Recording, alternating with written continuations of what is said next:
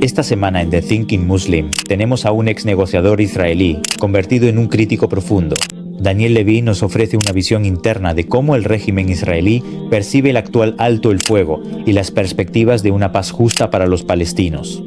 Deberíamos escuchar lo que nos están diciendo los líderes de Israel. Escucha a Trump. Cuando habla sobre el ataque contra Irán, se le iluminan los ojos. ¿Qué pasó en Venezuela con el secuestro ilegal del presidente Maduro? El gobierno de Netanyahu está llevando a cabo su política genocida por otros medios. Angelol, incluso me cuesta mucho usar ese término, alto el fuego. Pero Israel no se retiró de Gaza. Israel no permitió la entrada de ayuda, como ya hemos dicho. Israel no cesó sus operaciones militares. Ahora depende exclusivamente, diría yo, de la dominación militar. Europa es crucial para Israel en lo que yo llamo las 3T. Una cuarta parte de los activos de Israel están en bancos europeos. ¿Alguien habla de congelar esos activos?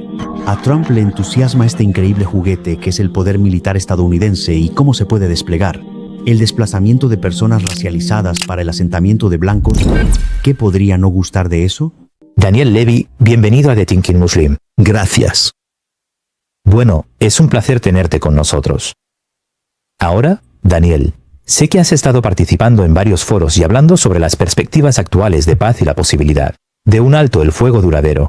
Y quiero centrarme en eso hoy en nuestra conversación, además de analizar realmente las perspectivas del gobierno de Netanyahu y la paz en la región. Porque, por supuesto, en los últimos 2 años y medio, Israel realmente ha seguido un camino muy beligerante, diría yo, en toda la región. Así que tenemos mucho de lo que hablar hoy, pero quiero empezar por el propio alto el fuego. Ahora, estamos formalmente en esta primera fase, como la llaman, del alto el fuego. Desde tu perspectiva, ¿cuán real es este alto el fuego en la práctica? Angelal, soy muy reacio a utilizar ese término. Incluso, Alto el fuego.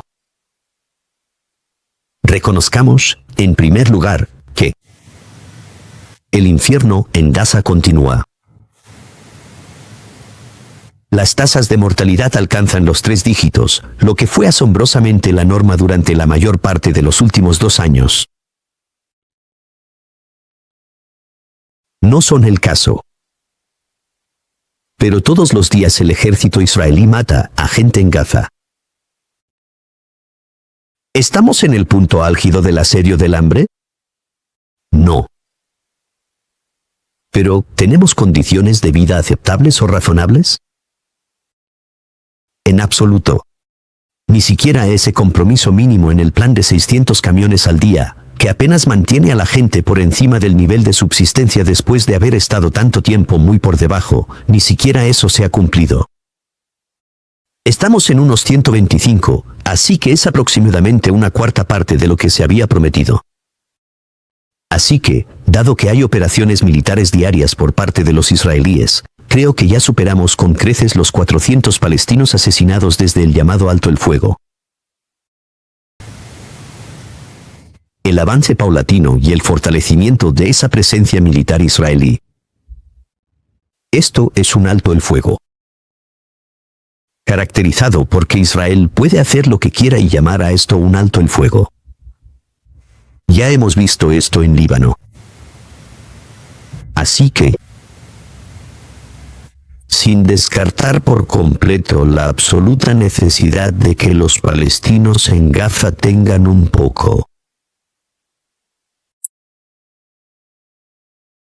la sensación de que se ha pasado página, y mucho menos la afirmación del mediador de ese acuerdo, el presidente estadounidense, de que después de 3000 años de conflicto, aquí tenemos paz en Oriente Medio.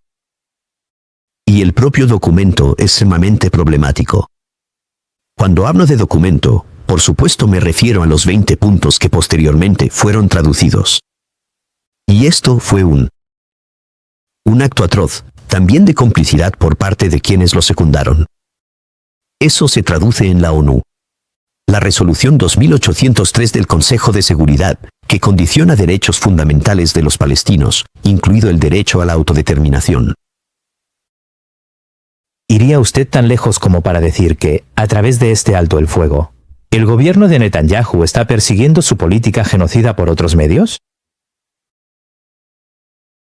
Creo que esa sería, en gran medida, una descripción precisa.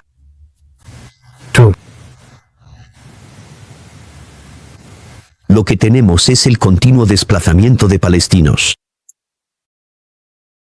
Por supuesto, ustedes no tienen la posibilidad de que los palestinos regresen a aquellas partes de Gaza que todavía están bajo ocupación militar directa israelí, esa llamada línea amarilla con la que la gente está familiarizada. La arquitectura forense tiene. Venga con un examen detallado de eso. A partir de finales de 2025 habrá 13 nuevas zonas en las que Israel habrá ampliado su huella y su presencia militar. Así que no solo se impide a los palestinos regresar a gran parte de Gaza, sino que desde luego tampoco se les permite empezar a reconstruir. Las condiciones que se están imponiendo para ello son intencionadamente onerosas. Israel está presionando a los palestinos, y si miras la geografía aquí, especialmente hacia las zonas que lindan con la frontera egipcia, cuando el principal paso fronterizo se abrió de forma unidireccional. Así que solo para salir, nada de esto. No es circunstancial. Nada de esto es casualidad. ¿Estamos en una fase que se trata más de hacer la vida insoportable? Para preparar la siguiente fase de limpieza étnica, en lugar de la siguiente fase de eliminación física mediante la muerte de palestinos? Creo que deberíamos tomarnos eso muy en serio. Porque deberíamos escuchar lo que nos están diciendo los líderes de Israel. ¿Y qué nos están diciendo? Y los miembros de la coalición de Netanyahu siguen diciéndonos que Gaza será repoblada por colonos israelíes judíos sionistas, que no hay un futuro para los palestinos en Gaza. Y les han pillado con las manos en la masa en episodios como el de esta supuesta ONG Al-Mujhed, que está siendo patrocinada. Es claramente una organización tapadera israelí que ha sido desenmascarada por investigaciones y que sirve como fachada para sacar a los palestinos de Gaza de forma permanente. Ahora, no creo que las grandes cifras, ya sabes, todavía hay una población. Probablemente rondan los 2 millones. Eran 2,3 millones en la víspera de octubre de 2023. Eso no va a llevar a una expulsión física masiva, pero la percepción que Israel quiere crear es: no tienes futuro aquí. En algún momento, deberías buscar tu futuro en otro lugar. Intentaremos facilitar eso. No descartaría la idea de que se vuelva a intentar empujar a la gente hacia Egipto. Eso se discutió abiertamente como un plan gubernamental israelí. Incluso es algo que podríamos debatir, imagino. Este reconocimiento israelí de Somalilandia se ha vinculado al desplazamiento físico y al acuerdo de la administración de Somalilandia para acoger a palestinos de Gaza en ese territorio. De nuevo, espero que eso sea una empresa de gran magnitud numérica. No, pero está señalizando. Y hay un proceso similar en Cisjordania.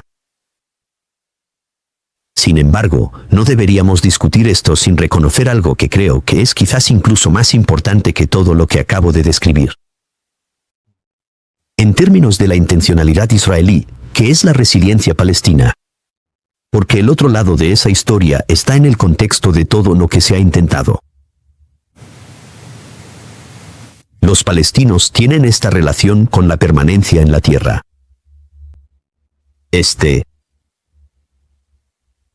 Esta profundidad de una superficie lisa. Resiliencia. Perspectiva. Y. Creo que los israelíes, en muchos aspectos, lo entienden.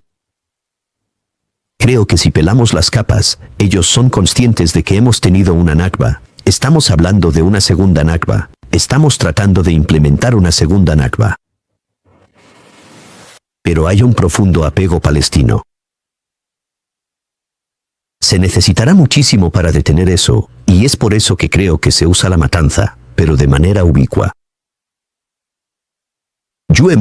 Pienso, ¿quién no entiende eso en absoluto cuando nosotros? Y esto me resulta interesante, ocurre en la administración estadounidense, donde la combinación del magnate inmobiliario y la mentalidad colonialista de los colonos, especialmente de la gente que rodea a esta administración estadounidense, hace que sigan volviendo a esta idea de, oye, Puedes tener una vida mejor en otro sitio. ¿Por qué no te vas allí? La idea de que la gente está arraigada a su tierra, que este es su hogar. Y así, Trump incluso volvió a mencionarlo en esa rueda de prensa en Mar-a-Lago justo antes de Año Nuevo con el primer ministro Netanyahu, donde volvió a hablar de que los palestinos se fueran. Y ese es su recurso habitual.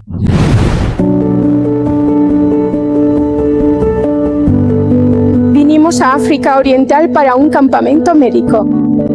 Este campamento está organizado por Betulmal. Estas personas han estado viviendo con ceguera durante años. Subanaya, algunos en un ojo, otros en ambos. Ayer conocimos a una señora. Ella tenía ceguera en ambos ojos, mantenía 5 hijos y su marido padecía una enfermedad mental. Se realizó la cirugía en un ojo hace 3 meses y estuvo aquí para la segunda cirugía. Cuesta menos de $200. Es una comida para nosotros. Para ellos es la vista. Todo lo que podamos hacer, Insaya, para ayudar será nuestro privilegio. José Jafataya.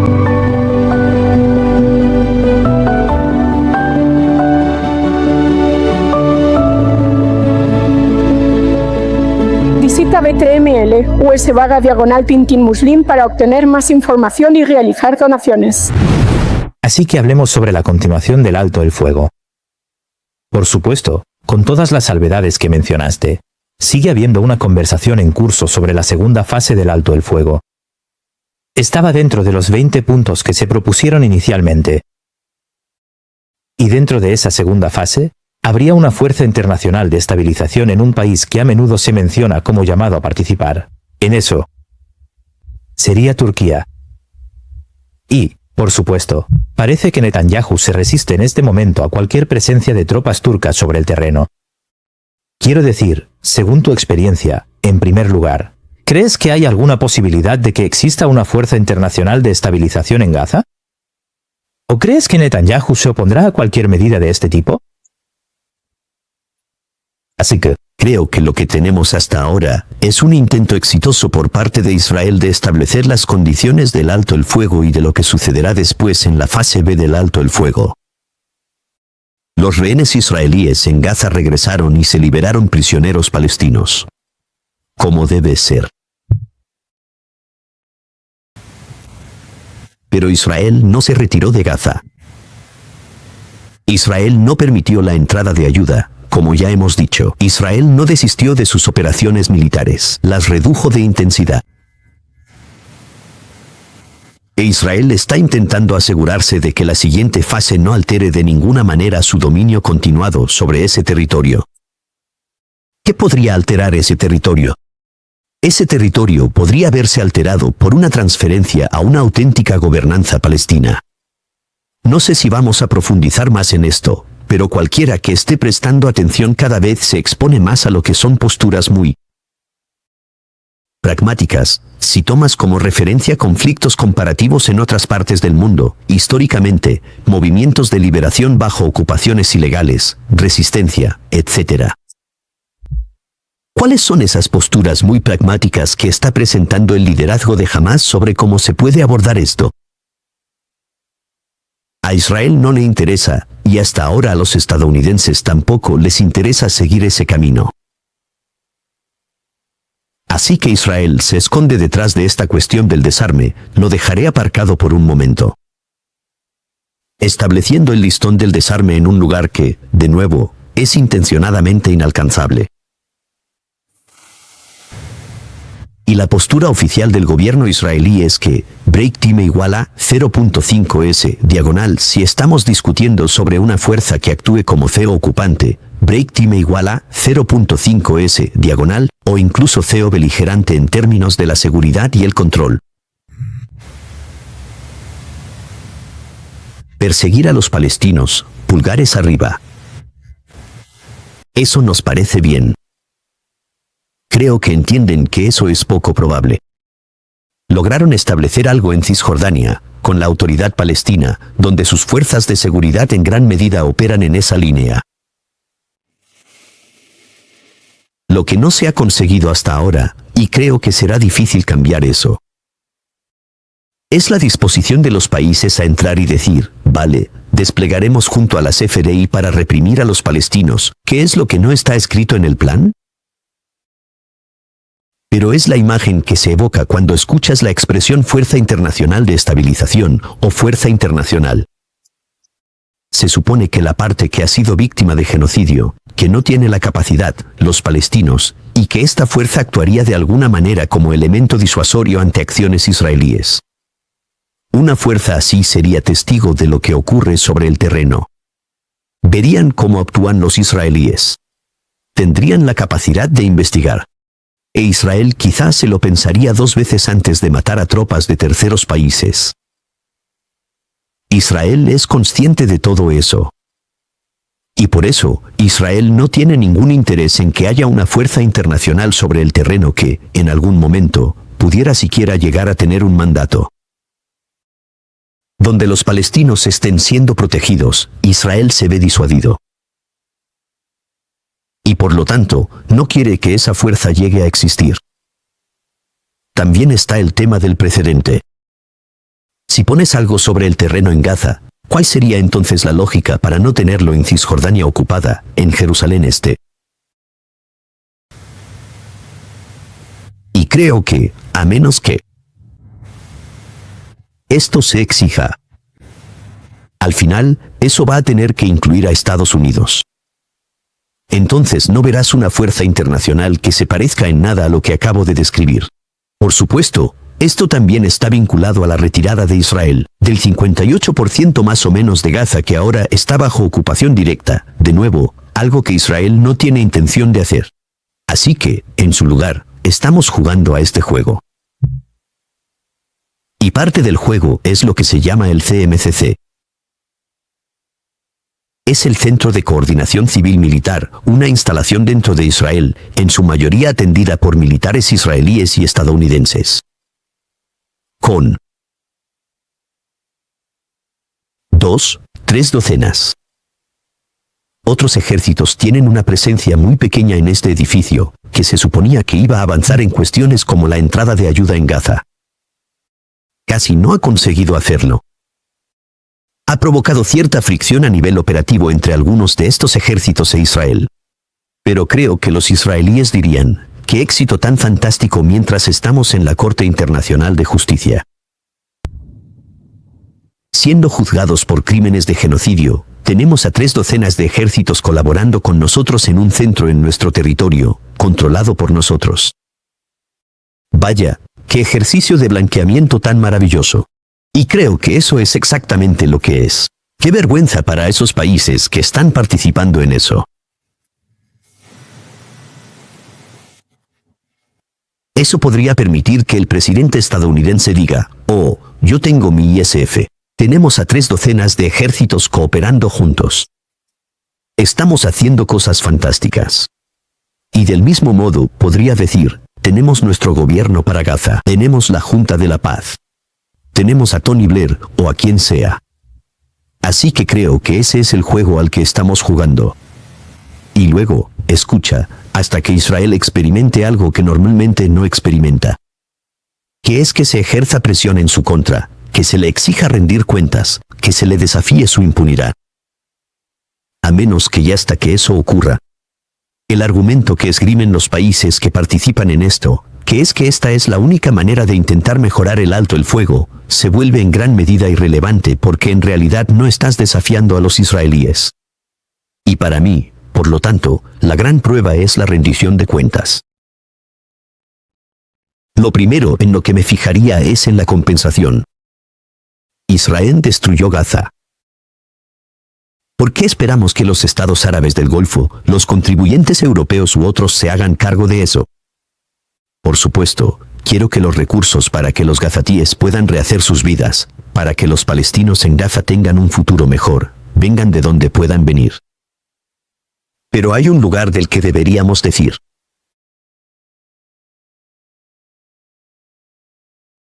Filantropía.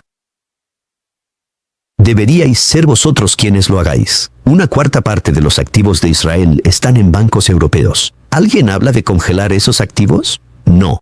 que aquello que yo de manera muy personal y profunda considero y percibo dentro de mi fuero interno y desde mi propio punto de vista en este preciso momento de mi vida con total sinceridad y detenimiento. Que usted haya escuchado. Break Time igual a 0.5s diagonal. A la política oficial del Estado de Israel de buscar el exterminio sistemático de los palestinos. Break Time igual a 0.5s diagonal, llamémoslo así. Mientras que Trump es mucho más pragmático y no tiene exactamente la ideología que tenía Biden. Y en segundo lugar, entonces, ¿cuál es en tu opinión la relación entre Trump y Netanyahu? Y mencionaste él. Noté que hubo un poco de resistencia en esa rueda de prensa cuando se mencionó a Turquía y se habló de la segunda fase. Ya sabes, hubo un desacuerdo sobre si Turquía debería tener alguna presencia en Gaza. Hubo un desacuerdo respecto a Cisjordania. Y se podía ver que el lenguaje corporal entre los dos líderes estaba algo tenso en ese momento. Entonces, en tu opinión, ¿hay margen de maniobra ahí? ¿Y crees que hay una atención al detalle, quizá dentro de la administración Trump, para llevar a cabo este llamado plan de alto el fuego? Así que hay mucho que analizar, por favor. Así que creo que mi mejor punto de partida sería: bueno, el listón está bajo en lo que respecta a... ¿Esto supone una mejora respecto a Biden? Pero también situemos esto en un hilo de continuidad. En lo que respecta a la relación entre Estados Unidos e Israel, el papel de Israel en la política estadounidense. Política. La exitosa integración de Israel y el sionismo en parte una perspectiva judeocristiana, estadounidense, también de frontera, también de asentamiento, una forma colonial, de ver el mundo. Así que para muchos estadounidenses, el desplazamiento de personas racializadas para el asentamiento de blancos. ¿Qué es lo que no les va a gustar? Y simplemente creo que tenemos que ser conscientes de eso. En la política de Estados Unidos, la financiación de campañas y el lobby israelí no son únicos. Pasa igual con la gran industria farmacéutica o el lobby de las armas. Un actor importante. Y luego llegas a la política estadounidense contemporánea.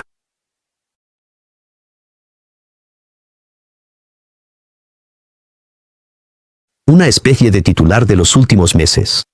Es como, vaya, ¿de dónde ha salido eso? Y vaya, si se ha movido rápido.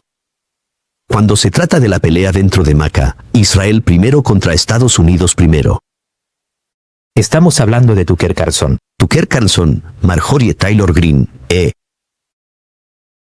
Candice, incluso Nate Fuentes.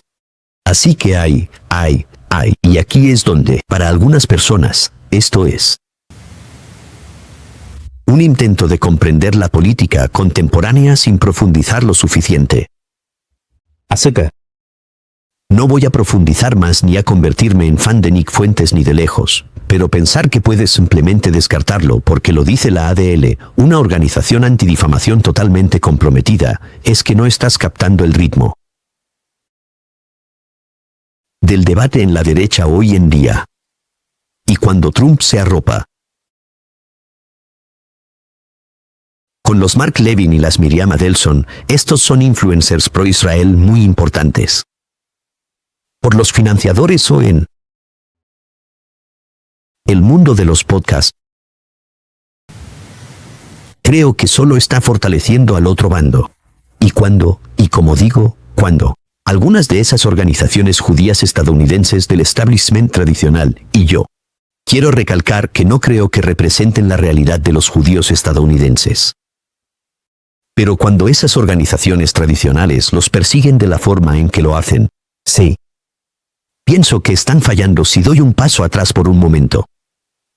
Y, obviamente, lo que utilizan de forma más agresiva y las acusaciones de antisemitismo son constantes, a veces ciertas, muy a menudo falsas. Diría que algunas de estas organizaciones probablemente difunden más antisemitismo hoy en día que las personas a las que acusan. Esas organizaciones judías tradicionales, las personas a las que acusan de eso. Pero volviendo a tu pregunta, Halal. Así que, en la política estadounidense, ya estás metido de lleno en un mundo en el que la política de liderazgo demócrata es notablemente fuera de sintonía con sus votantes, con su base, y desde luego con su base movilizada y activista. Lo vieron en la administración Biden, lo vieron en la campaña de Kamala Harris, y pagaron un alto precio por ello. Y creo que eso ahora se reconoce. Y se ve un cambio en el lado del Dem. ¿Es esto suficiente? ¿Es lo suficientemente rápido? No. Si nos fijamos en las cifras de las encuestas, resultan bastante asombrosas. Lo que no hubo fue esa misma ruptura en el lado republicano del Partido Republicano, y eso es lo que tenemos hoy. Y no estoy seguro de cómo resultará esto. Pero volviendo a Trump, Netanyahu, Mar-a-Lago, ¿qué podemos esperar de esta administración? Trump observa lo que está ocurriendo. Lo ve, pero no ha cambiado de rumbo. Como consecuencia de ello, desde luego, todavía no. Y el entorno que rodea a Trump, no creo que Trump esté impregnado de una visión sionista del mundo como lo estaba Biden. Pero hay una cohorte de susurradores de Trump, donantes de Trump y una cámara de eco de Trump, que es, ante todo. En segundo lugar, Netanyahu está nervioso porque Trump podría volverse en su contra. En muchos aspectos, con razón. Como la confrontación militar de 12 días iniciada por Israel con Irán, cuando el presidente escaló para desescalar. Sin embargo, fue un éxito para Netanyahu atraerle y luego decir inmediatamente, y ahora para, usando palabrotas en referencia a Netanyahu. Pero, ¿qué ha hecho Netanyahu hasta ahora? Ha trabajado horas extra para asegurarse de mantener a Trump cerca y de su lado. 6 reuniones. Nadie se ha acercado a eso entre Netanyahu y Trump en menos de un año desde que Trump asumió el cargo. Y ahora Netanyahu se siente muy bien con la dirección que está tomando esto. Como ha hecho en varias ocasiones, ha intervenido en la política interna israelí, ha pedido abiertamente y ha escrito una carta al presidente de Israel para que indulte a Netanyahu. En sus múltiples juicios penales que aún están en los tribunales en este momento. Y creo que podemos decir esto con mayor confianza después de lo que ha pasado en Caracas, lo que ocurrió con Venezuela, con él. El secuestro ilegal del presidente Maduro Natanya, quien, por ahora, parece haber entusiasmado a Trump con este increíble juguete que es el poder militar estadounidense y cómo se puede desplegar. Escucha a Trump cuando habla sobre el ataque contra Irán, se le iluminan los ojos. Habla sobre conversar con los pilotos. Habla sobre cómo eso le permitió remodelar Oriente Medio. Eso es una tontería total. Y ves lo emocionado que estaba en esa sala de control en Mar-a-Lago, viendo esa operación, cuando también habla de eso. Parece que los neoconservadores controlan a Trump. No gustará a MAGA. Así que si yo tardíamente abordo el quid de tu pregunta. Netanyahu siempre quiere asegurarse de que Trump no se desvíe demasiado del guión, pero hasta ahora estará muy satisfecho con los resultados. Porque las áreas de desacuerdo en gran medida parecen triviales. Cuando Trump y Netanyahu discrepan sobre Cisjordania, Netanyahu logra decir con éxito: esos son unos 70 jóvenes problemáticos de las colinas que tuvieron una infancia difícil. Y no te preocupes, vamos a tomar medidas. Eso es una tontería. Y cuando Trump dice que no vas a anexionar Cisjordania, eso suena a algo importante. De facto, Israel ha ido mucho más allá de la anexión. Así que Netanyahu y el sistema israelí son muy hábiles a la hora de trazar una línea y decir, vale, no lo haremos. ¿Qué están haciendo? destruyendo infraestructuras palestinas, desplazando a más palestinos en Cisjordania, especialmente de los campos de refugiados. Decenas de miles. Eso ha sido así en cualquier momento desde 1967, intentando desmantelar la capacidad de la ONU, agencia que se ocupa de los refugiados palestinos, para funcionar. Expandiendo los asentamientos, que siempre ocurre, pero incluso para los estándares israelíes, de una manera intensificada. Así que todo esto es manejable. Y luego llegas a la cuestión de Turquía. Y mientras Netanyahu pueda bloquear una fuerza internacional, lo cual, como hemos comentado, ha logrado hacer con éxito hasta ahora, la tensión entre Israel y Turquía se manifestará de muchas maneras. Pero todavía no se está manifestando de formas que preocupen demasiado al lado israelí, porque los israelíes saben que Estados Unidos tiene influencia. De hecho, lo que vemos y oímos, quiero detenerme un momento en esto. Es realmente significativo lo que ha mostrado este último periodo. Ya sea la respuesta en Gaza y la cadena continua de armamento estadounidense, de la que Israel dependía totalmente, así como el apoyo político, económico, diplomático y de la ONU, el apoyo, o si hablamos de la confrontación de 12 días con Irán, en la que Israel dependía tanto. Lo que esto ha demostrado es el grado sin precedentes de dependencia israelí de la ONU. Yo diría que esto está ocurriendo en un momento en el que Israel y el apoyo a Israel en primer lugar se ha vuelto también increíblemente polémico dentro de la política estadounidense, como acabamos de comentar, Tucker, Carlson, etc. Y, en paralelo, en un momento en el que la geopolítica mundial está cambiando, y yo diría que Estados Unidos ya no es tan poderoso.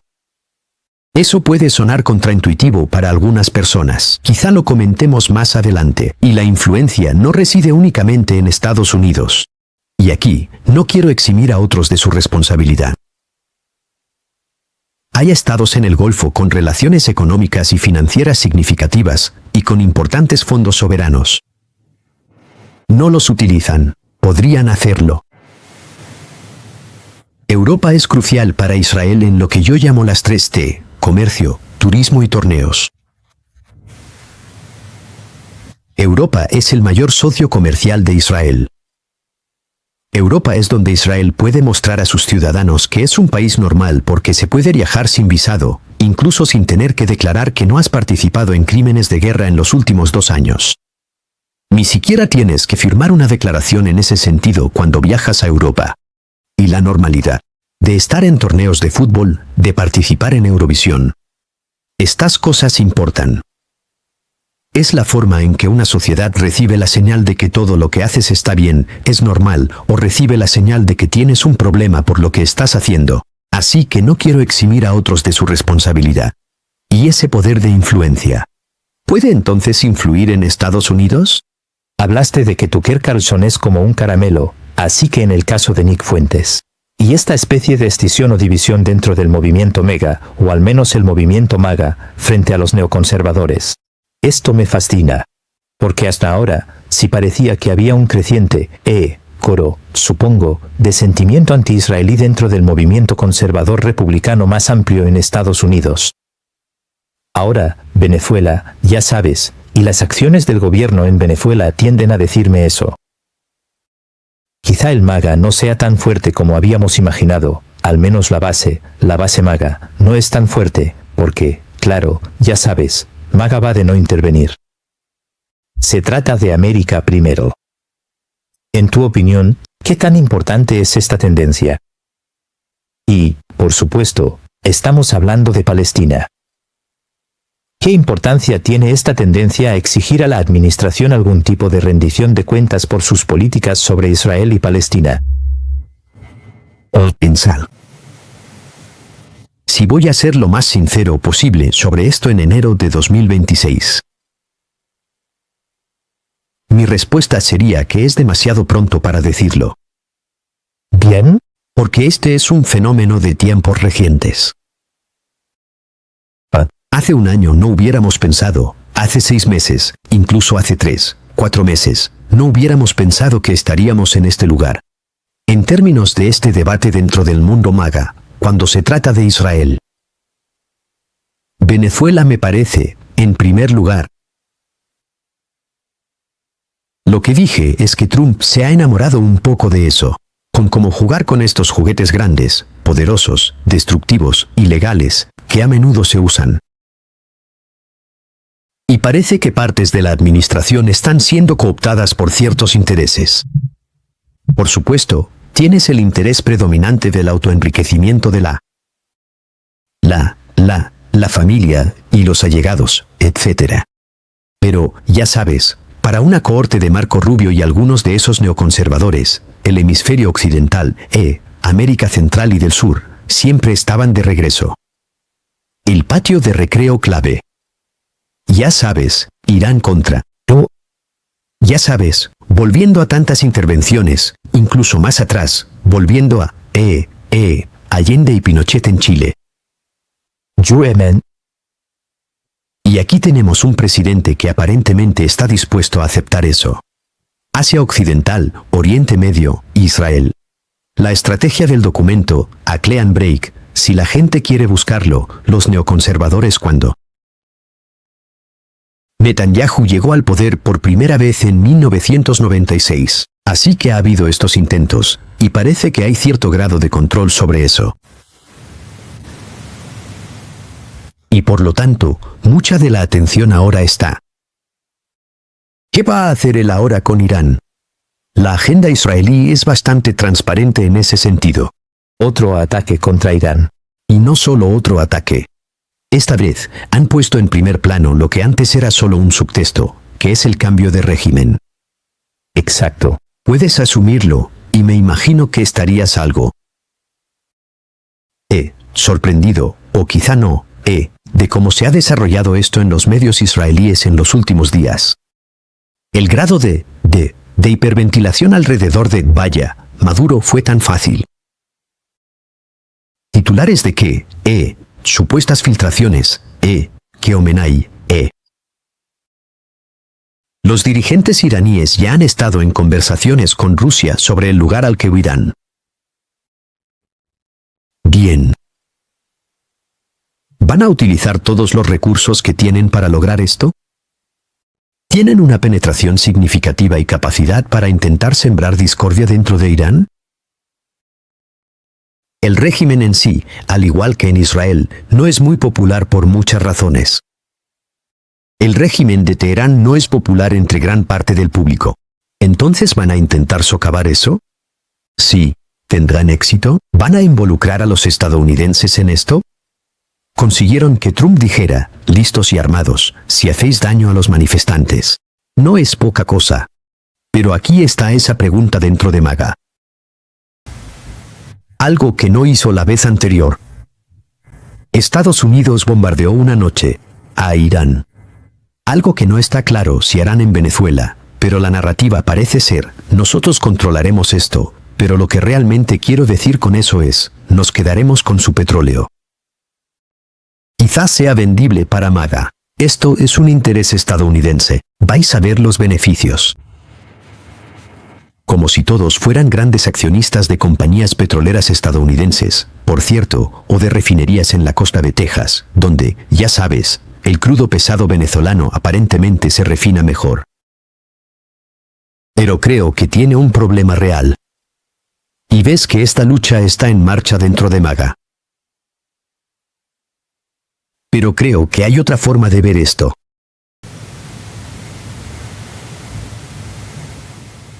Una forma en la que yo veo la situación con Israel es que estamos muy metidos en el alcance excesivo del proyecto sionista. Bueno, que ha asumido más de lo que realmente puede gestionar.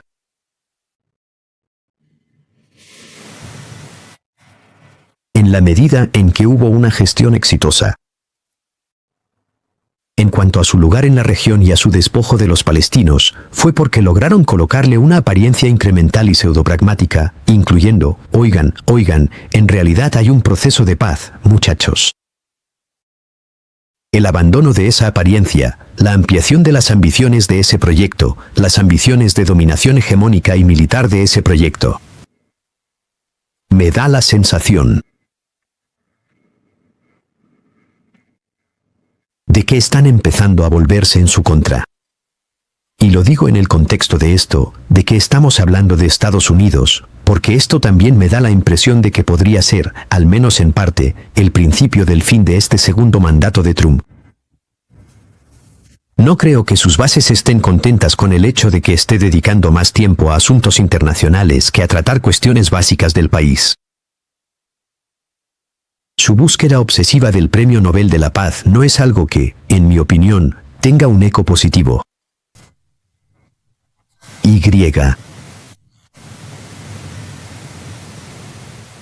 ¿A dónde quiero llegar con esto es a algo como Venezuela?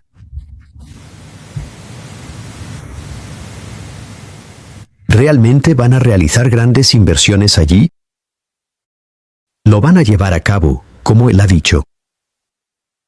Si no, y si simplemente has hecho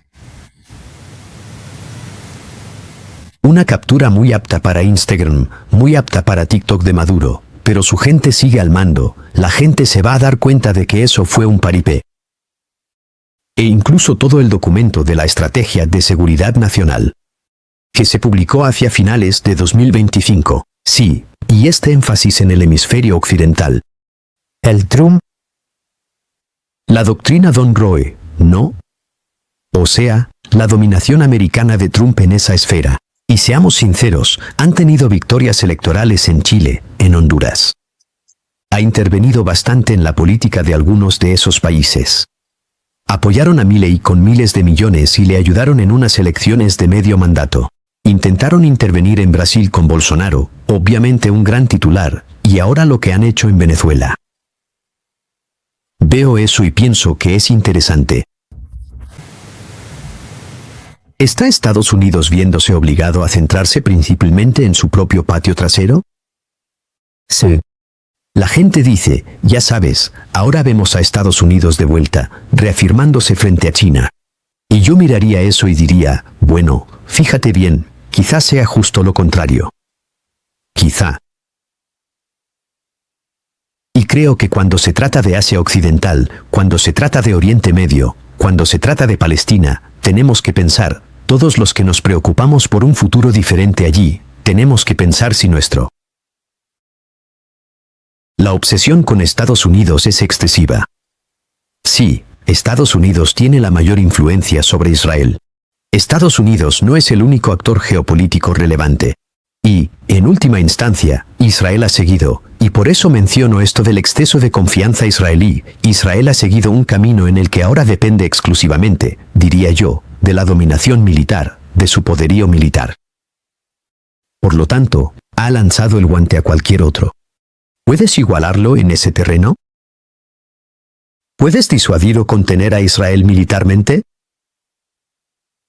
Y creo que eso toca el tema de Turquía, que mencionaste antes.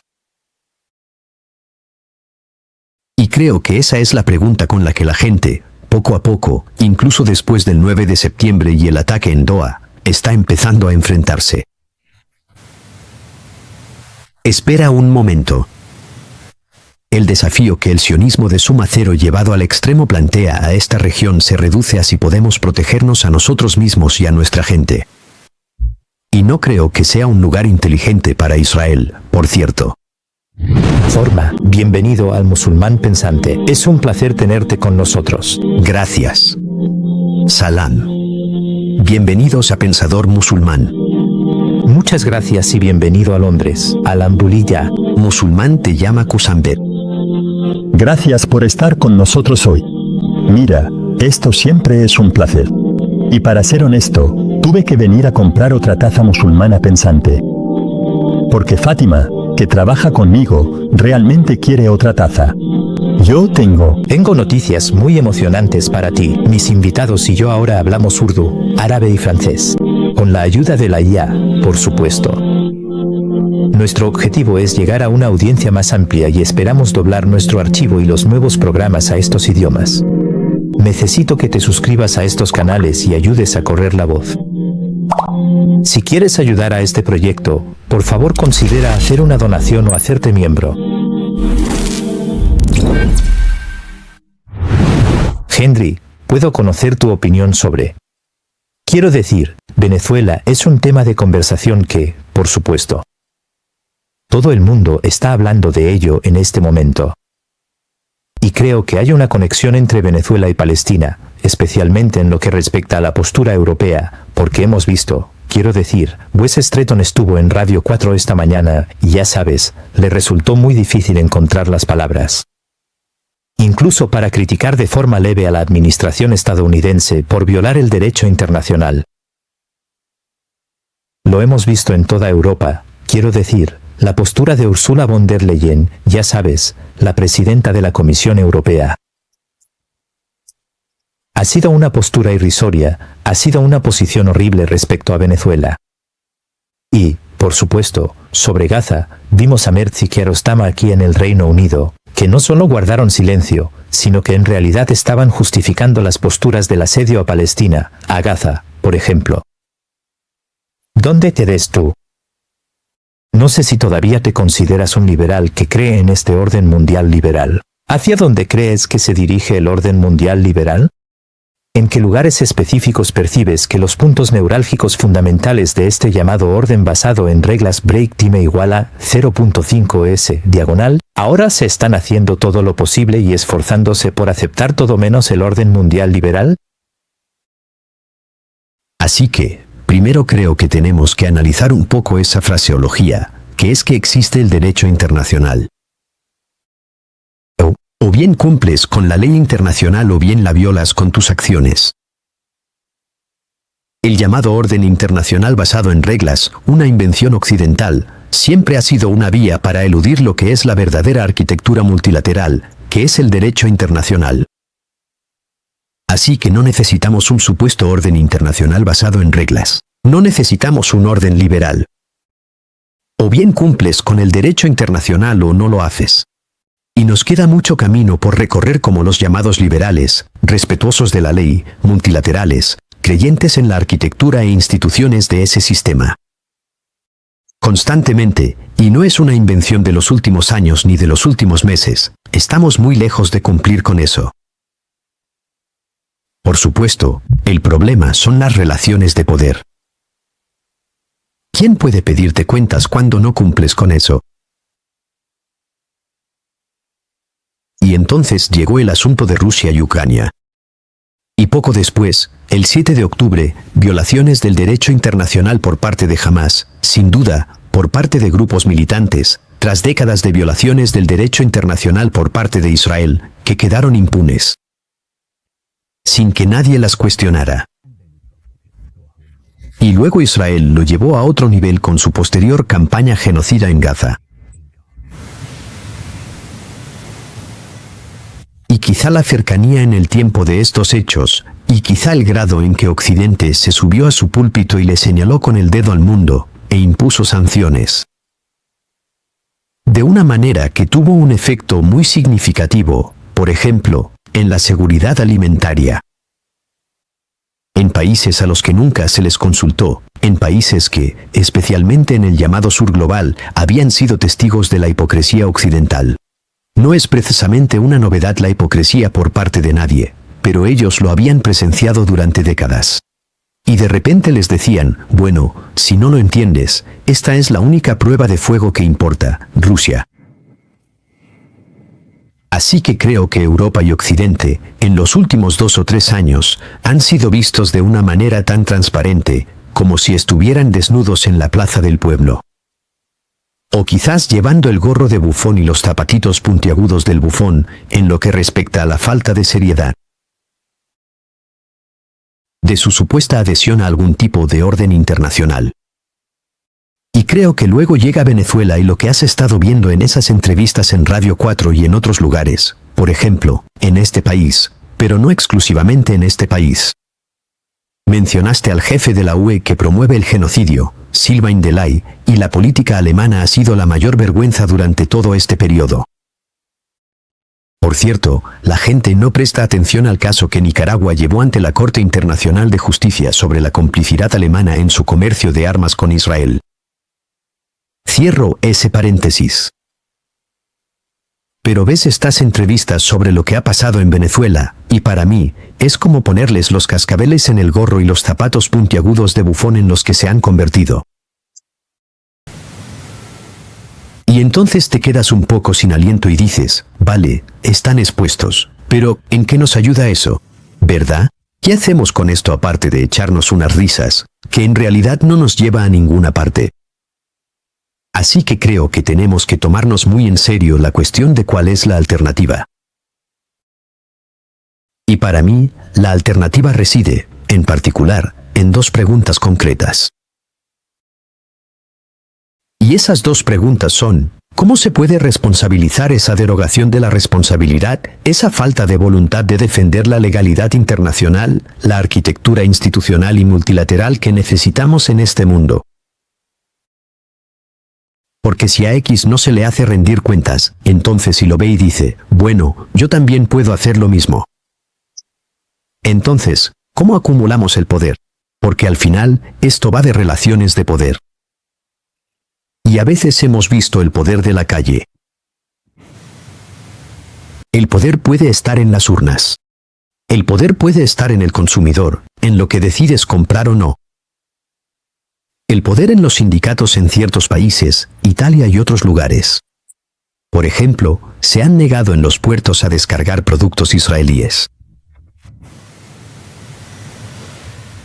Entonces, ¿cómo hacemos que las relaciones de poder entren en juego para que la gente no se salga con la suya? Y B, ¿qué alternativa estamos ofreciendo? Porque no quiero decir, te han pillado y ahora no tenemos reglas. Porque eso no nos sirve. Entonces, ¿cómo se reconstruye la arquitectura de? Porque las leyes en sí no son malas. El problema es la falta de voluntad para aplicarlas de manera justa y universal. Eso es lo importante aquí. Tienes una orden de arresto de la Corte Penal Internacional contra el líder de Israel y el exministro de Defensa, y entonces vas contra la Corte. No vas contra el criminal. Tienes una Corte Internacional de Justicia, con un conjunto de medidas provisionales ya emitidas en enero de 2024. En el caso de genocidio de Sudáfrica contra Israel, porque había suficientes sospechas de que Israel estaba violando la Convención sobre el Genocidio, se solicitaron medidas provisionales inmediatas. Israel las ignoró por completo y no se le hizo rendir cuentas. Y ha habido fallos posteriores de la CIJ, incluyendo sobre la ilegalidad general de la ocupación y sobre las responsabilidades de Israel respecto a la provisión de ayuda. Y aún así, ha ido contra más de 37 organizaciones que proveen ayuda. Entonces, ¿cómo se reconstruye esa arquitectura? Y para mí, lo que nos mostraron los fuegos artificiales del fin de semana antes de que tuviéramos esta conversación, Jalal, en Caracas, fue que no puedes hacer esto teniendo a Estados Unidos como centro. Y ahora es decisión de Europa decir, potencias de nivel medio, potencias emergentes. China dice que quiere ser defensora del orden multilateral. Vamos a apostar por eso. Vamos a trabajar. Tenemos que pensar en cómo creamos un mundo que sea más seguro para todos nosotros. Porque si piensas que el tipo de robótica e inteligencia artificial, la vender, y las cosas que se ha revelado que Israel ha estado usando contra los palestinos en Gaza, si crees que eso termina ahí, entonces vives en el país de las maravillas. Así que, Daniel, sigues creyendo en el derecho internacional. Y esta mañana, estaba escuchando una noticia. Y Stephen Miller, el subjefe de gabinete, una especie de ideólogo del enfoque mara de Trump hacia el conservadurismo, estaba hablando sobre el derecho internacional. Y él, creo que de manera muy sincera, dijo que no existe realmente algo como el derecho internacional. Lo que realmente importa es el poder y la proyección del poder. Y, por supuesto, Estados Unidos tiene mucho poder. Cuando tienes, independientemente de si discutimos que Estados Unidos está en declive o no, ellos tienen todos los juguetes sofisticados, tienen las armas de guerra, tienen lo que se necesita, ya sabes, el tipo de voluntad militar y política. Y sigue siendo, ya sabes, un Estado muy poderoso. Así que, en ausencia de un Estados Unidos en declive, como insinuaste antes, ¿Crees que el poder es realmente lo único que importa en la política internacional? Así que aquí hemos planteado dos cosas, que son el derecho internacional, pero no es autoimpuesto ni se cumple por sí mismo. Y ese es el punto clave. Que a menos que tengas el poder de hacer cumplir esa ley, así que la CPI, como mencioné, puede emitir una orden de arresto. No tiene una fuerza que luego pueda salir y capturar a la persona, etc.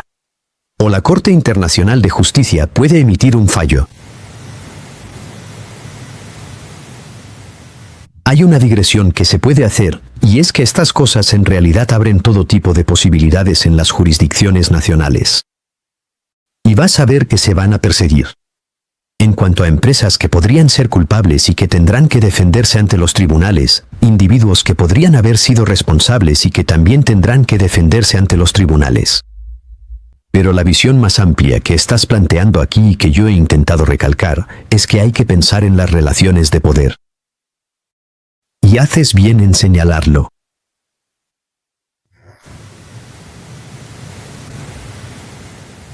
Lo que yo sostendría es que la clara trayectoria de decadencia estadounidense no significa que ahora podamos considerar el poder estadounidense como algo residual. Sigue siendo. No estoy seguro de si usaría la palabra preeminente, pero sigue siendo muy prevalente. Está muy presente. ¿Y más peligroso? Desde luego, creo que hay mucho que. Se puede argumentar que una América que se niega a reconocer el fin de la unipolaridad, que se niega a aceptar la multipolaridad, que no puede lidiar con ello y que está resistiéndose. La forma en que Estados Unidos actúa en un mundo diferente es una bestia más peligrosa. En parte, eso es lo que estamos viendo ahora. Creo que también vamos a ser testigos de sus limitaciones. Hay nodos cruciales que se han señalado y que son cada vez más evidentes para todos. Así que, ¿hasta qué punto Estados Unidos puede ejercer el poder de las finanzas, el poder del dólar, el dólar como moneda de reserva global? Y ahora hay esfuerzos muy serios para salir de eso, para desdolarizar, para proteger a los países para que se resguarden del poder del tesoro, para sancionar, para hacerte inaccesible al sistema bancario global.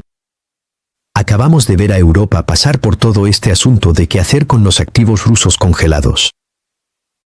Sí, ¿dónde? Al final, decidieron que era financieramente demasiado peligroso utilizar esos activos de la manera que había sugerido la Comisión. Y el Estado miembro Bélgica lideró ese proceso, pero otros se sumaron. Así que, yo diría que estamos en un momento geopolítico extremadamente tenso. Totalmente y de manera fluida.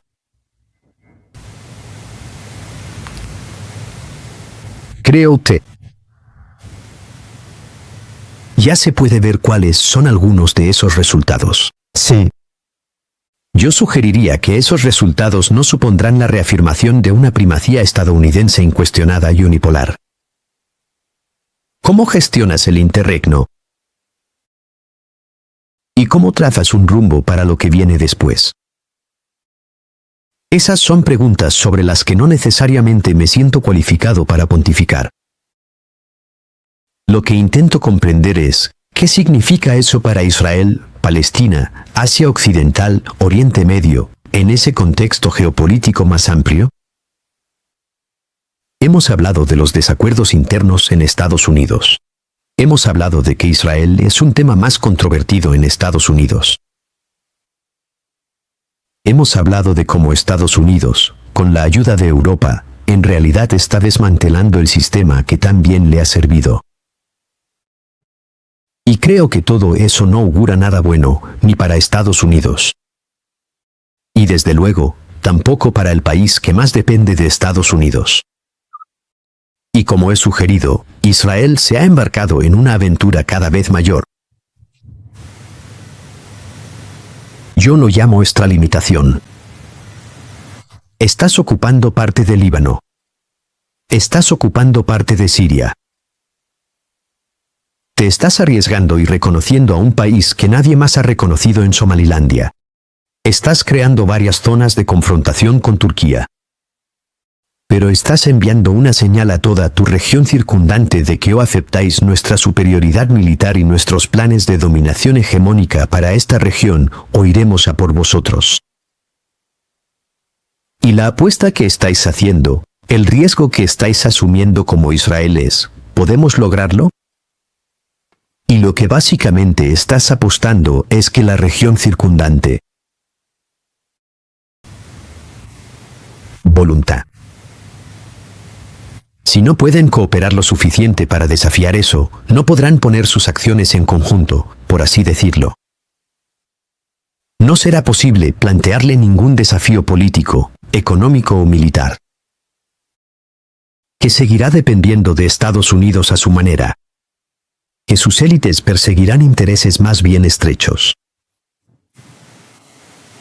Seamos honestos, esto te ha funcionado hasta ahora. ¿Y funcionará en el futuro? Y esa es la pregunta. Y no soy determinista en este aspecto. Sí. Me pediste que pusiera dinero y yo diría que no. Pero ciertas cosas deben suceder para que ese no se convierta en realidad. ¿Pueden suceder esas cosas en el sistema estatal que creó el colonialismo occidental? Funciona muy eficazmente. Sí. En lugar de pensar en términos panregionales, voy a usar la expresión términos panárabes o panislámicos sobre intereses compartidos. Tienes a una pequeña élite, más centrada en este pequeño trozo de territorio y en mi dominio sobre él. Esa es la apuesta que está haciendo Israel. Pero lo que está haciendo Israel es que está dificultando que ese sistema se mantenga de esa manera. ¿Por qué? Porque está actuando como un factor tan desestabilizador y radicalizador en esa región. Sí. Cuando la premisa que planteas es: debes aceptar plenamente nuestra firme posición de erradicación hacia los palestinos, porque Israel emprendió este camino en el que intentó decir que a nadie le importa, que el mundo ha pasado página, que la región ha pasado página, los acuerdos de Abraham, la normalización. Ya sabes, odias a los palestinos tanto como nosotros. Y lo que han demostrado los últimos 2 años es que, a nivel popular, la gente no quiere ver en sus dispositivos.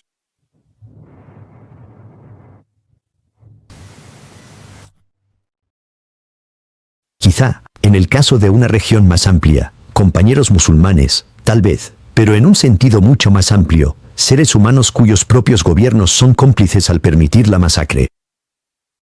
Y la gente no quiere ver eso. Y luego Israel va más allá. Y dijo: podemos bombardear esta capital y aquella capital, Idoa y Damasco, Beirut. No creo que ese sea un proyecto sostenible, pero otros tendrán que demostrarle a Israel la insostenibilidad de ese proyecto. Y 2 cosas cruciales más allá de eso son que los palestinos tendrán que tener un liderazgo que afirme una estrategia y una agencia que aproveche las vulnerabilidades que Israel ha creado. Y ahora mismo, no tienes eso. Tienes división. Tienes un grupo que ha sido cooptado por este sistema y que dirige las cosas en Ramallah. No tienes la recuperación de una liberación nacional palestina, llámalo como quieras. Y la otra cosa, y esto es súper importante, es que también tienes que tener una respuesta sobre cuál es el futuro para los judíos israelíes. La manera de avanzar realmente en sembrar discordia y dar a la gente una sensación de que su propio sistema les está fallando, es mostrando a los judíos israelíes que el sionismo no puede darles seguridad, pero esto sí puede. Que no es un juego de suma cero. La alternativa al proyecto de suma cero de Israel no es nuestro propio proyecto de suma cero, donde vosotros, judíos israelíes, podéis ser colonos asentados, pero entendemos que sois una comunidad aquí. Una comunidad nacional, un colectivo que no va a ninguna parte. Y estáis mejor viviendo bajo un sistema que no sea de supremacía etnonacionalista, sino de igualdad. Es súper difícil de lograr, pero es absolutamente necesario presentar un proyecto que también aborde eso. Así que hablemos entonces de la sociedad israelí y de cómo ha cambiado en los últimos 2 años de violencia masiva. Me parece que, hay una radicalización más profunda, me parece que hay una desensibilización más profunda hacia la violencia contra los palestinos. Quiero decir, tú eres alguien que conoce la sociedad israelí bastante bien. ¿Cómo caracterizarías, la sociedad israelí hoy en día? Así que... Estoy de acuerdo con...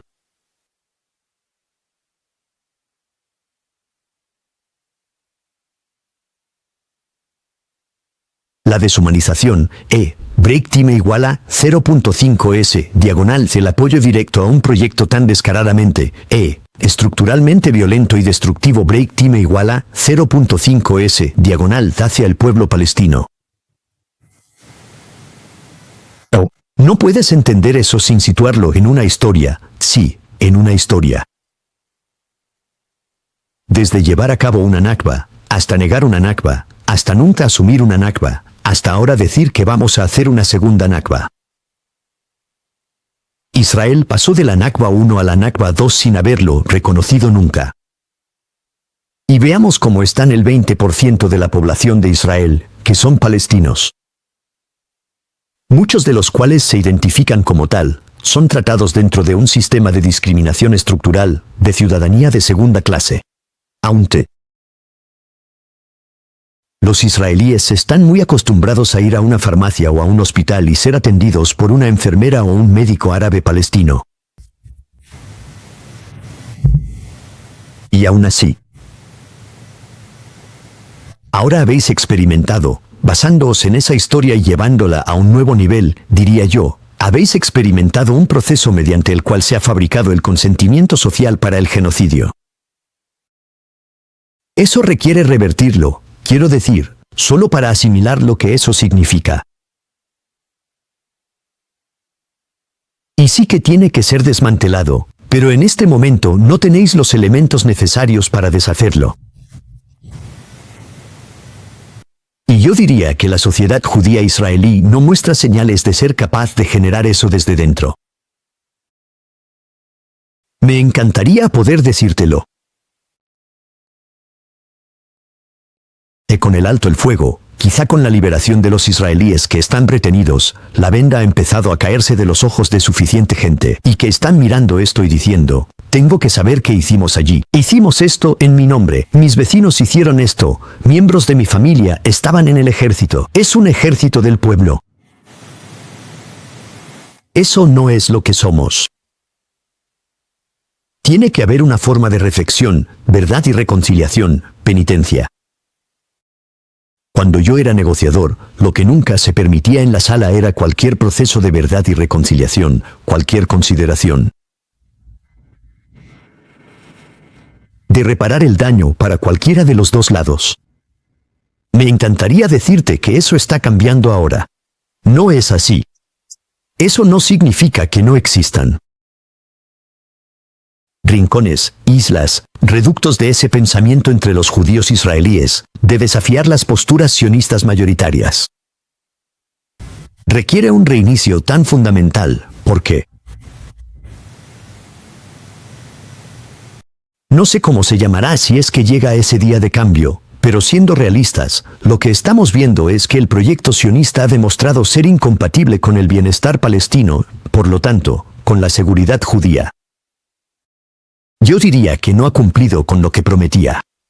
Diría que, hoy en día, el lugar más peligroso para ser judío es Israel.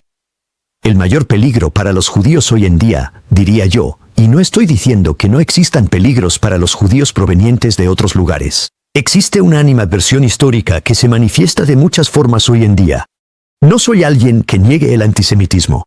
Simplemente no soy de los que utiliza ese término de manera irresponsable, generalizada e intencionadamente. Manipuladora.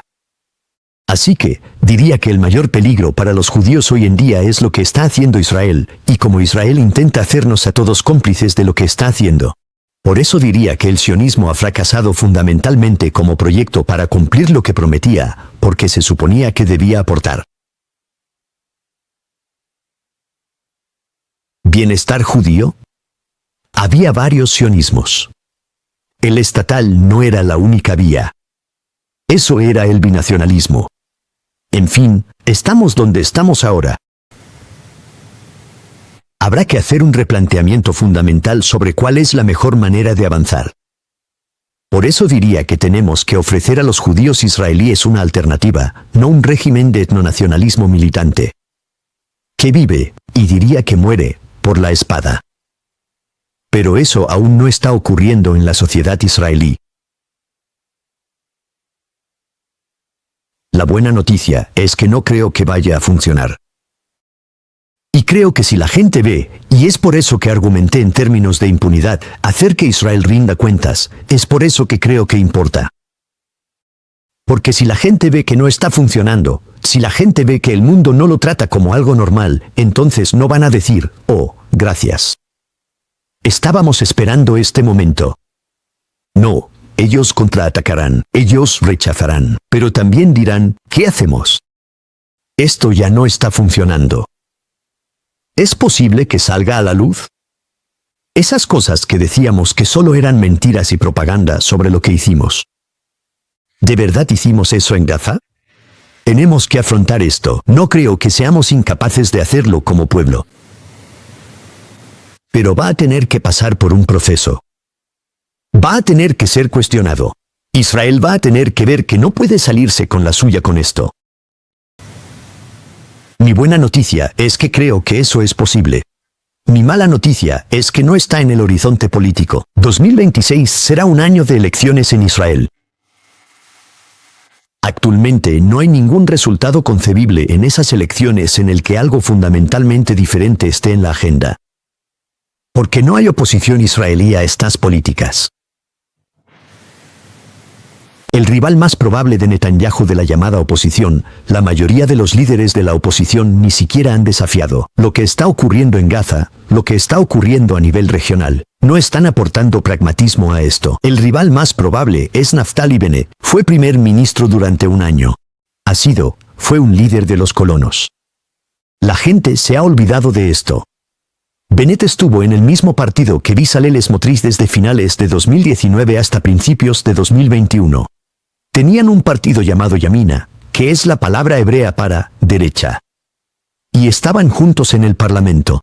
Estaban juntos en la lista de candidatos para una elección.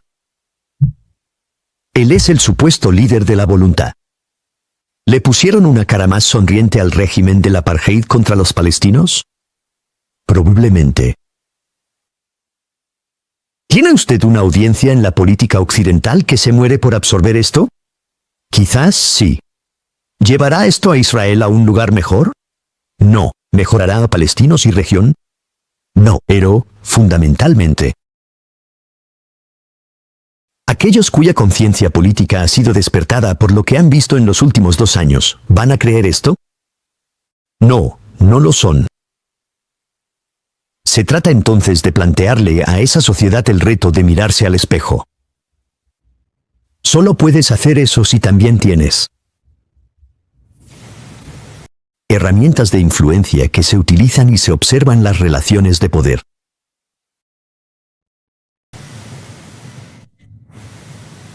Eso es difícil, pero ese es el viaje que debemos emprender. Y te vas. Hoy nos ha proporcionado un análisis muy reflexivo. Muchas gracias por tu tiempo. Es un verdadero placer hablar contigo, Gelatina. Gracias. Assalamu alaikum. Ahora has llegado al final de este programa, y el hecho de que hayas permanecido hasta el final me dice que realmente crees en nuestro trabajo. Considere hacer una donación única o hacerse miembro visitando tinkinmuslim.com ahora. Tus contribuciones te dan acceso exclusivo entre bastidores y la posibilidad de hacer preguntas a nuestros invitados, además de llamadas mensuales conmigo, mi equipo e invitados como Sami Amdi. Hazakaya Kairi, no dejes de tenernos en tus oraciones.